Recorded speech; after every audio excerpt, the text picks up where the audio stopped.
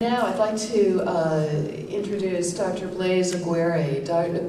Blaise is an assistant professor of psychiatry at Harvard, and he is also the medical director of the adolescent program at 3 East McLean Hospital in Belmont, Massachusetts. And he's going to be speaking to us today about stigma in terms of patients who have BPD, which I think we can all relate to, both for the families, for the patients themselves, and even as professionals treating these patients, I think we often feel the effect of stigma.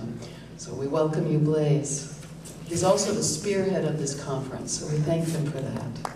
So 3E, so our unit is a predominantly DBT unit. It's 95%, although we do use mentalizing as well. And it's a residential unit that we started about 6 years ago, and I had been fighting with the hospital for a dedicated treatment for borderline personality disorder for adolescents, and they gave me 2 beds eventually 6 years ago, and they said, you know, I mean, it was a joke, what happens when you put 2 borderlines on a unit, which is not that much of a joke, because in reality, we know statistically that 40% of people on inpatient units have borderline personality disorder, but nevertheless, there you had it.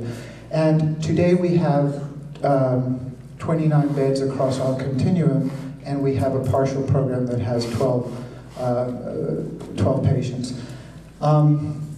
So the reason we did this residential, though residential was never part of DBT, has to do with, there are times when just the parents are burnt out, times when the kids just don't feel that they can do it anymore, or that there are no services in their home communities. And people have come from all over the world to be on our unit.